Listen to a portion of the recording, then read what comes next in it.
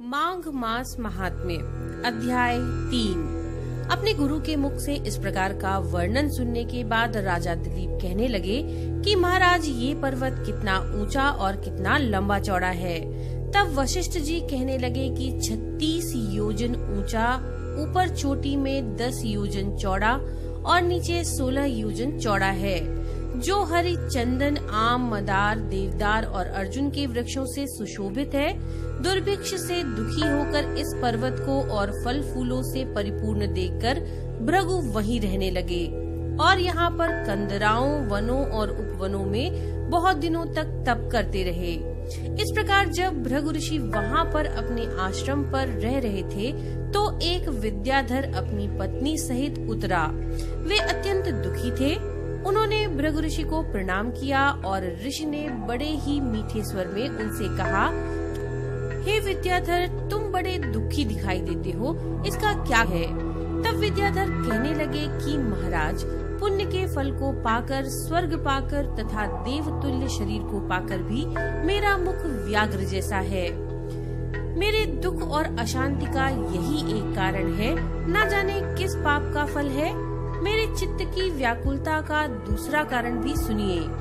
मेरी पत्नी अति रूपवती, मीठा वचन बोलने वाली, नाचने और गाने की कला में अति प्रवीण, शुद्ध चित्त वाली, सातों सुरों वाली, वीणा बजाने वाली, जिसने अपने कंठ से गाकर नारद जी को प्रसन्न किया, नाना स्वरों के नाद से वीणा बजाकर कुबेर को प्रसन्न किया, अनेक प्रकार के नाच ताल से शिवजी महाराज भी अति प्रसन्न और रोमांचित हुए।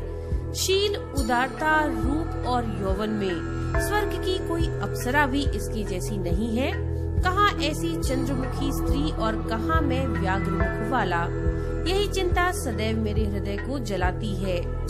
विद्याधर के ऐसे वचन सुनकर तीनों लोकों की भूत, भविष्य और वर्तमान की बातें जानने वाले तथा दिव्य दृष्टि वाले ऋषि कहने लगे कि हे विद्याधर, कर्म के विचित्र फलों को प्राप्त होकर ज्ञानी पुरुष भी मोह को प्राप्त हो जाते हैं।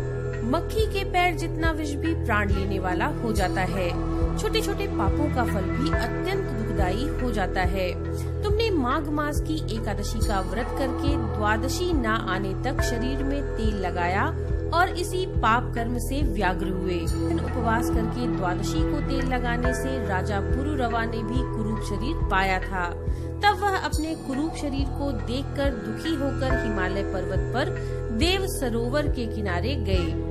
प्रीति पूर्वक शुद्ध स्नान कर कुशा के आसन पर बैठकर भगवान कमल नेत्र, शंख चक्र, गदा पद्म के धारण करने वाले, पीताम्बर पहने, वनमाला धारण किए हुए भगवान विष्णु का चिंतन करते हुए राजा पुरुरवा ने 3 मास तक निराहार रहकर भगवान का चिंतन किया। इस प्रकार 7 जन्मों में प्रसन्न होने वाले भगवान राजा के 3 महीने के तप से ही अत्यंत प्रसन्न हो गए और माघ की शुक्ल पक्ष की एकादशी को प्रसन्न होकर भगवान ने अपने शंख के जल से राजा को पवित्र किया। भगवान ने उसके तेल लगाने की बात याद दिलाकर सुंदर देवताओं का सा रूप उसको दिया, जिसको देखकर उर्वशी भी उसको चाहने लगी और राजा कृतकृत्य होकर अपनी पुरी को चले गए। भृगु ऋषि कहने लगे कि हे विद्याधर, इसलिए तुम क्यों दुखी होते हो? यदि तुम अपना यह राक्षसी रूप छोड़ना चाहते हो तो मेरा कहना मानकर जल्दी ही पापों को नष्ट करने वाली हेमकूट नदी में माघ में स्नान करो, जहाँ पर ऋषि सिद्ध देवता निवास करते हैं। अब मैं इसकी विधि बतलाता हूँ। तुम्हारे भाग्य से माघ मास आज से 5वें दिन ही आने वाला है। पौष शुक्ल एकादशी से इस व्रत को आरंभ करो। भूमि पर सोना, जितेंद्रिय रहकर दिन में 3 समय स्नान करके महीना भर निराहार रहो। सब भोगों को त्याग कर तीनों समय भगवान विष्णु का पूजन करो और जब तुम द्वादशी को स्तोत्र और मंत्रों से पूजन करोगे तब तुम्हारा मुख देखकर सभी चकित हो जाएंगे और तुम अपनी पत्नी के साथ सुखपूर्वक क्रीड़ा करोगे। माघ मास के प्रभाव को जानकर सदा माघ में स्नान करो। पाप दरिद्रता से बचने के लिए मनुष्य को सदा यत्न से माघ मास का स्नान करना चाहिए। स्नान करने वाला इस लोक तथा परलोक में सदा सुख पाता है।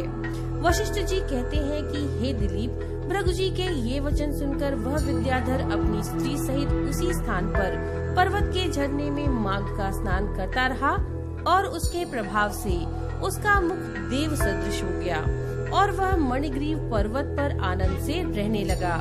भृगुजी भी नियम की समाप्ति पर शिष्यों सहित इवा नदी के तट पर आ गए।